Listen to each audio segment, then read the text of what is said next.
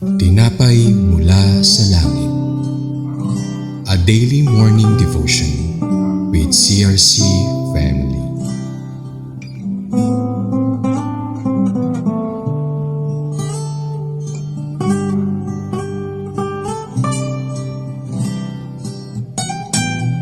Isang mapagpalang umaga po sa bawat isa. Ito po ang iyong kapatid, Reverita A. Bautista ng CRC Maine. At sa umaga pong ito, tayo pong lahat ay mag-aaral ng kanyang mga salita na matatagpuan po sa Judges chapter 19 verse 23 to 26 na may pamagat po na the wickedness and perversion of the man of Gibeah. Ngunit bago ang lahat, tayo po muna ay manalangin. Aming Ama sa langit, salamat po sa umagang ito sa mga salitang ipinagkaloob sa amin. Dalangin po namin, Holy Spirit, na ang bawat isa ay maunawaan kung ano mensaheng nais mong iparating sa amin. Basbasan mo po ang iyong lingkod, ang iyong mga salita, at ang bawat makikinig natatanggap ng mabuting balita na amin pong pagbubulayin ngayong umaga. Maraming salamat po sa iyong gabay at patnubay sa bawat isa sa amin, lalo na po sa iyong lingkod. In Jesus' name we pray. Amen and amen. So, balik po tayo dito sa ating pinag-aaralan. Sabi po sa Judges 19:23 to 26, the owner of the house pleaded with the wicked man not to commit such an outrageous act against his guest. Instead, he offered his virgin daughter and the Levites' concubine to them. The mob refused and violently abused the concubine throughout the night. At daybreak, she returned to the house, collapsed at the doorway, and died. So, sa ating po introduction ay nakakapanlumo ang action ng Levites, ang action ng host, at ang Israel na kasalukuyan pong nasa malalim na spiritual decay. Book of Judges, ito yung time na lahat ginagawa nila yung palagay nilang tama sa kanila.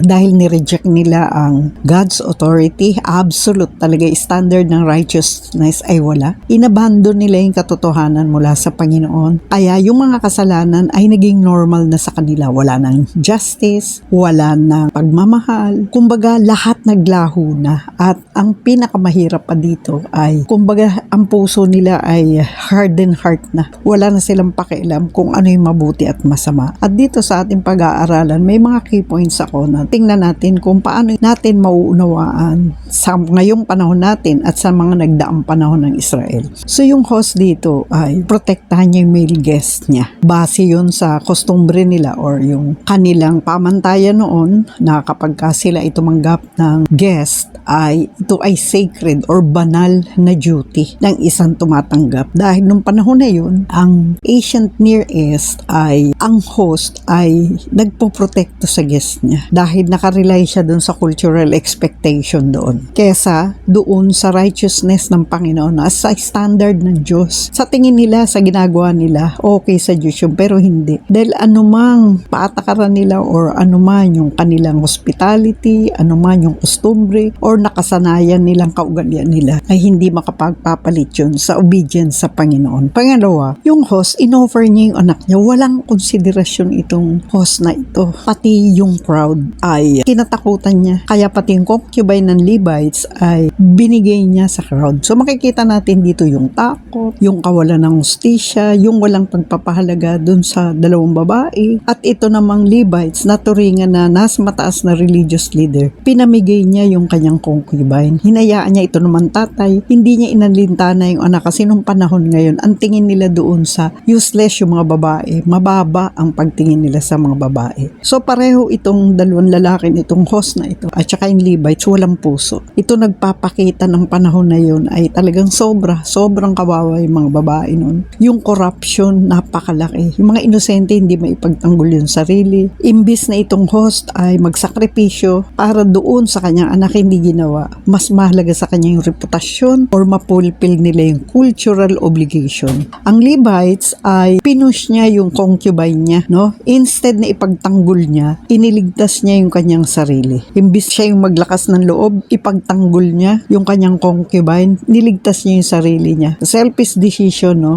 Na talagang nagresulta doon sa terrible abuse. Imaginein mo magdamag, naka-expose yung babae, pinagsamantalahan magdamag. Walang magawa yung babae. At nung umuwi siya, nung madaling araw na, namatay siya sa may pintuan. Kita mo, walang kalaban-laban yung babae. Namatay ng gano'n na lang. Kitang-kita kung paano ang failure ng walang Diyos, no? Kasi nung panahon na yun, walang naglilid sa kanila, walang righteousness. Kaya walang compassion, walang leadership na matino, walang justice, wala man lang nagtanggol. Inabando nila yung mga tao na kailangan ng tulong, lalo na yung babae at yung anak ng host. Hindi nila inisip na may responsibilidad sila sa kapwa. So, anong lesson matutungayan natin dito? Kapag ka ang society, bansa, or family, or anyone po, na inireject ang katotohanan, inireject ang sovereignty ng Panginoon. Pag nireject yung absolute truth ng salita ng Diyos, righteous sila sa kanilang paningin, nawawala yung human rights, nawawala yung safety, yung justice, yung dignidad, pati digdigan, nagdi-disappear yan. Mas tinitingnan nila yung cultural tradition, mas malagay yung sasabihin ng tao sa kanila or yung kanilang social customs na kung saan ay ipinapalit nila sa righteousness at obedience sa Panginoon. Kapag ka ang isang lingkod ng Diyos or mga tao ng Panginoon, inabando na ang salita ng Diyos. Inabando na yung kanyang mga utos. Even yung pinakamahina, yun ang pinakakawawa. Kita niyo yung babae, hindi niya napagtanggol yung sarili niya, magdamag inabuso. Walang nagtanggol sa kanya. So ang society bulag,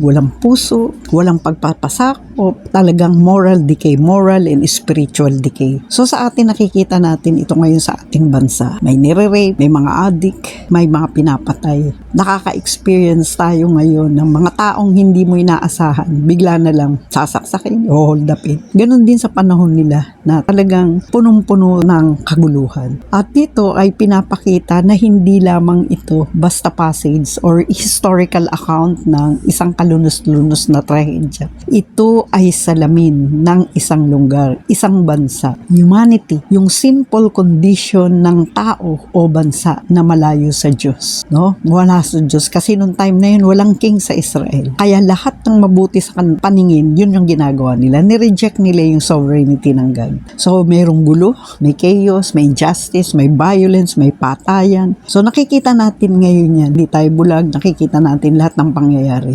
Pinapakita na hindi pwedeng human culture lang. Di ba, nakauglian na yan. Okay naman yan dahil pwede na. At dito, hindi mai-save ng sino mang nasa politika or nasa anumang sekta ng reliyon ang moral decay or spiritual decay pag nawala ang pundasyon sa salita ng Diyos. Pag nawala ang takot sa Diyos. Sa panahon na ito, sa ating nakikita sa lahat ng nangyayari, isang lesson ito sa atin na kailangan natin walang iba kundi ang Panginoong Hesus na siya lamang tunay na king, tunay na righteous, na tunay maghahari, magkakaroon lamang ng tunay na kapayapaan, tunay na pagbabago ang isang bansa, isang tao, maliban tanggapin niya ang Panginoon sa kanyang buhay. Kaya patuloy tayong manalangin na ang bansang Pilipinas ay makakilala sa Panginoon. Dahil kung wala ang Panginoon, mananatili ang kabulukan ng ating bansa. At hindi nais ng Panginoon yun dahil tayo ay tinatawag na Christian nation. So malaki ang ating responsibilidad to pray for our nation. Pray natin ang ating bansang Pilipinas. Kaya ang Diyos ang patuloy na kumilos sa puso ng mga namumuno sa ating pamahalaan. Kaya tayo manalangin. Aming Ama sa langit, pinakita mo dito ang kawalan ng hustisya, abuso, pananamantala sa mga mahihina. At sa ngayon po lumalapit kami sa iyo, dinadalangin namin ang aming bansa. Kahabagan mo ang aming bansa. Nakikita mo po ang kaguluhan. Nakikita mo po ang solusyon na itanging ikaw, Panginoong Hesus. Loobin mo na maipahayag ang iyong salita. Maraming makakilala, lalo na po sa pamunuan ng aming bansa. Mangusap ka po at magdala ka ng mga instrumento na makarinig sila na ikaw ang kailangan namin. Ikaw ang kaligtasan. Ikaw lamang makapagpabago sa bawat isa sa amin. Kaya salamat po sa katuroang ito. Kami ay accountable and responsible as Christian to pray na magkaroon ng conviction ng bawat isa na hindi lamang kami manahimik kundi patuloy na manalangin na magkaroon ng pagbabago ang aming bansa at maikapakilala ka namin na ikaw lamang ang tagapagligtas. Kaya maraming salamat po. Basbasan mo po lahat ng nakinig at patuloy na makikinig. Bigyan mo pong daanan yung salita na makapagpabago sa buhay ng bawat isa. Maraming salamat po sa pangalan ni Jesus. Amen at amen. Maraming salamat po sa iyong pagsama sa amin. Kay bahagi sa ating programa. Share po natin ang salita ng Diyos sa ating mga kakilala, mga kamag-anak at patuloy na marinig nila ang salita ng Panginoon. At hayaan nyo po na tayong lahat ay patuloy na makinig sa mga darating pa mga speakers at pagpalain po tayong lahat na ng Panginoon. Sa umagang ito, nawa tayong lahat ay magkaisang manalangin, lumapit sa Panginoon, pakilalang Panginoong Hesus bilang Panginoon tagapagligtas upang mabago ang ating bansa, ating pamilya at ang ating buhay. Maraming salamat po and God bless everyone. Ito po ang inyong lingkod, Reverita Bautista, nagsasabing God bless everyone.